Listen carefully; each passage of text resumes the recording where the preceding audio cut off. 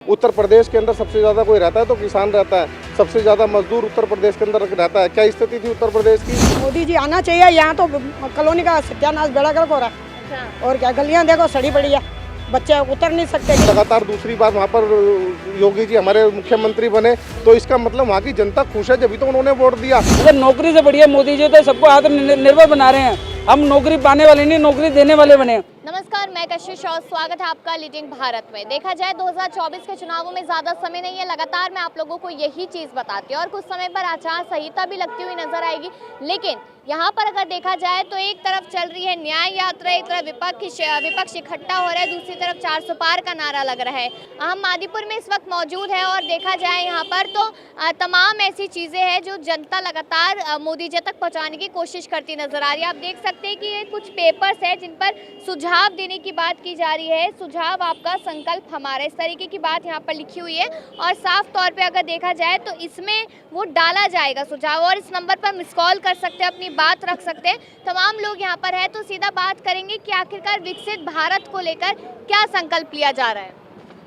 ये संकल्प पत्र है, माननीय प्रधानमंत्री हमारे मोदी साहब हैं। मोदी जी ने कहा है कि कोई भी आप अपना क्षेत्रीय सुझाव या ऐसा जो सुझाव जो देश में कुछ परिवर्तन लाए, युवाओं के लिए, महिलाओं के लिए या किसी भी उत्थान के लिए। अब काफ़ी तर लोग हमारे यहाँ जैसे अपना सुझाव दे रहे हैं कि हमारे यहाँ दिल्ली में राशन कार्ड नहीं बना, हमारे में या आयुष्मान योजना लागू नहीं हुई है। बहुत लोगों ने ऐसा लिखा जैसे हम देख रहे हैं। तो अपनी अपनी सुविधानुसार जो जिसके भी व्यक्ति को जो चाहिए, जो आवश्यकता है, जो रिक्वायरमेंट है यहाँ की, वो सब मोदी जी ने कहा है कि वो मुझे डालो। और भारतीय जनता पार्टी की ओर से हमारी प्रदेश के उपाध्यक्ष हमारे साथ है, हमारे मंडल के अध्यक्ष हमारे लक्ष्मण दास पप्पी जी हमारे साथ है।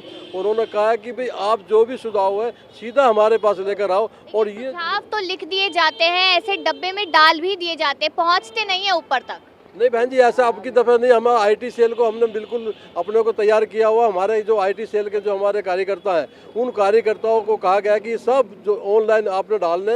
और अभी मैं ये पत्रक लेने के लिए बैठा हूँ। जितने भी पत्रक यहाँ डल जाएंगे मैं इनको अपने पश्चिमी जिले में लेकर जाऊँगा और हमारा जो आईटी सेल बैठा हो डायरेक्ट हम सब सीधे अपने सामने इनको पोस्ट कराएंगे। महिलाएं किस तरीके से देखती है कि मोदी जी इस बार फिर से आए, 400 पार हो जाए, देश का विकास होगा, क्या सोचती है महिलाएं? मेरा नाम सुनीता कांगड़ा है, मैं दिल्ली प्रदेश उपाध्यक्ष हूँ और हम यहाँ पर मादीपुर मंडल में खड़े हुए हैं, जहाँ पर हमारे ज़िले के उपाध्यक्ष हैं महेश यादव जी, हमारे मंडल अध्यक्ष भी हमारे साथ में खड़े हुए हैं, लक्ष्मण दास पप्पी जी, महिला मोर्चा लक्ष्मी जी हैं, डाबर जी हैं और अपना जसवंत जी हैं। महिलाओं के बारे में ये बताना चाहती हूँ, यहाँ पर महिलाएं जितनी भी आ रही हैं वो सिर्फ यही कह रहे हैं कि जितना भी आज तक जो काम हुआ है बेटी बचाओ बेटी पढ़ाओ से लेकर के और महिला सशक्तिकरण से लेकर के जो भी काम हुआ है वो, और सबसे बड़ी बात जो महिलाओं को 33% दिया गया है आगे बढ़ने के लिए, तो मोदी जी के राज में ही हुआ है। 10 साल में इतना सब कुछ हुआ है। 2029 तक का इंतजार क्यों 33% के लिए, 50% क्यों नहीं? कोई इंतजार नहीं है, मोदी जी कोई इंतजार नहीं करवाते। मोदी जी जो कहते हैं वो करते हैं और इसका रिजल्ट आपको इसी चुनाव में दिखाई देगा।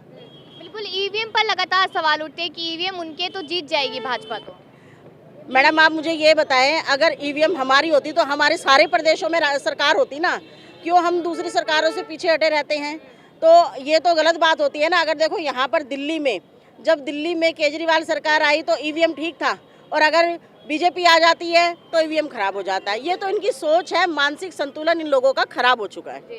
यहाँ पर ये बात लगातार की जा रही है विकसित भारत को लेकर, क्या मोटिव है विकसित भारत का? 2047 तक की बात मोदी जी ने यहाँ पर कर दी, जनता किस तरीके से देखती? देखो बहन जी, विकसित भारत का आप देखो 47 में देश आज़ाद हुआ था, 47 के बाद 2014 एक बहुत महत्वपूर्ण विषय मैं आपको बताना चाह रहा हूँ। हमारे देश के अंदर मात्र शौचालय बनाने तक की किसी को चिंता नहीं थी।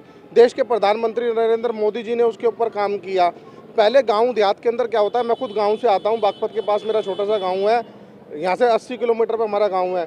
और वहाँ पर जब गाँवों के अंदर किसान जब खेत में काम करने आया था तो किसान खेत में 6 बजे काम करने आया था, सवेरे 5 बजे आया था।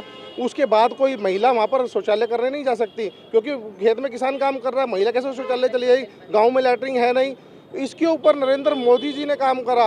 गाँवों के अंदर अगर झुग्गी आपकी कच्ची थी ना, तो झुग्गी के आगे अगर बाहर शौचालय बना हुआ था वो पक्का था, उसको नरेंद्र मोदी जी ने बनाने का काम करा। मोदी जी के आने के बाद देश में कर्जा लगातार बढ़ा है। मैडम ये तो सब बेकार की बातें हैं, ऐसा कुछ नहीं है। देश आपने देखा देश के अंदर ऐसे रोड देश के अंदर बन रहे हैं कि जहाँ पर हवाई जहाज रोड के ऊपर उतर सकता है। कभी किसी ने सोचा था कि भारत के अंदर ऐसे रोड होंगे कि हवाई जहाज उतर जाएगा? पहले गड्ढे में हवाई जहाज भी रोड पे ही उतरता था में सड़क और सड़क में गड्ढा हुआ करता था। आज देखो कितना बढ़िया काम हो रहा है। 13 किलोमीटर पर डे सड़क बना करती थी और मोदी जी के आने के बाद आज गूगल पर आप सर्च करोगे 37 किलोमीटर पर डे सड़क दिल्ली में आज बनती है देश में। ऐसा काम मोदी जी कर रहे हैं। भाजपा के ही तमाम ऐसे नेता है, खास करके नितिन गडकरी जी की बात कर ली जाए तो लगातार कहते हैं ना तो किसान खुश है, ना महिलाएं खुश है, ना युवा खुश है भाजपा में। बहुत बढ़िया क्वेश्चन आपने करा मैडम कि आपने कहा कि ना महिलाएं खुश हैं ना किसान खुश हैं। आपको पता है उत्तर प्रदेश के अंदर कौन व्यक्ति सबसे ज़्यादा रहता है? उत्तर प्रदेश के अंदर सबसे ज़्यादा कोई रहता है तो किसान रहता है।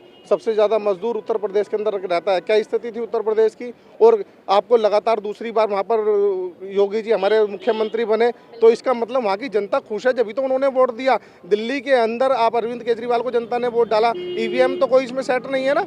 वहाँ पर जोगी को जिताया, यहाँ केजरीवाल को जिता दिया जनता ने। तो इसका मतलब मशीनों में कोई नहीं, ऐसे बेकार की बातें हैं। नाच न जाने आंगन टेढ़ा, मुंह खट्टा है, अंगूर हाथ न लगे तो खट्टा है, वो वाली बात है ना ये तो। थोड़ी सी जनता से भी बात करेंगे, क्या कहेंगे आंटी जी? मोदी जी अब की बार 400 पार? मोदी जी आना चाहिए। यहाँ तो कॉलोनी का सत्यानाश बेड़ा गर्क हो रहा है। अच्छा, और क्या गलियां देखो सड़ी पड़ी है, बच्चे उतर नहीं सकते, खेल नहीं केजरीवाल सकते। विकास नहीं कर रहे हैं यहाँ पे। हमें तो कुछ नहीं दिखाई दे रहा। केजरीवाल क्या कर रहा है? हाँ। कुछ भी नहीं कर रहा। मोदी जी आएंगे तो विकास होगा। अब देखो वो आएंगे तो पता चलेगा क्या करते हैं। सब देश जगह में कर रहे हैं तो फिर यहाँ पे भी करेंगे। बिल्कुल बिल्कुल। हक बनता है उनका करने का। हाँ, जब पूरी जगह विकास हो रहा है तो पूरा वो यहाँ पे वोटों से जीतेंगे तो उनका हक बनता है कि इसको भी सुधारे कॉलोनी को। हाँ, सारी हाँ, युवा है, क्या कहेंगे? युवा कहता है कि नौकरी नहीं है हमारे पास। देखिए नौकरी ऐसी बात नहीं है कि अगर नौकरी सबके पास है, लेकिन ऐसा सबके पास स्किल्स और डेवलपमेंट नहीं है, या फिर सरकारी नौकरी चाहिए सबको। क्योंकि अगर सबके पास कोई स्किल्स है तो तब सब जॉब पाएंगे ना। सबके पास तो अगर स्किल्स नहीं तो आज जिसके पास मोदी जी ने विश्वकर्मा योजना लागू करी है, विश्वकर्मा योजना के तहत आप ऑनलाइन फार्म भरो और जो उसमें 19 काम दिखाए हुए हैं उसमें जिस भी काम को आप चूज़ करके सिलेक्ट करेंगे बाकायदा आपको वो काम सिखाया जाएगा। 15 दिन के लिए वो काम सीखने का टाइम मिलेगा। 500 रुपये पर डे का उसको काम सीखने का मिलेगा, प्लस 15,000 रुपये की टूल किट मिलेगी।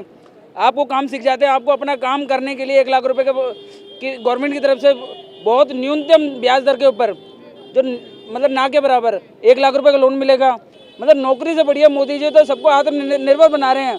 हम नौकरी पाने वाले नहीं, नौकरी देने वाले बने। अगर विपक्ष कह रहे हैं कि मोदी जी बेवकूफ बना रहे हैं जनता को। मैडम अगर अपनी कुछ ऐसी कुछ सहायता लेकर अगर मैं को अपना काम करता हूँ तो मेरे को अपने साथ में 2 सहायक भी रखने पड़ेंगे। उस 2 सहायक के परिवार भी चलेंगे। मेरा परिवार तो चल रहा है।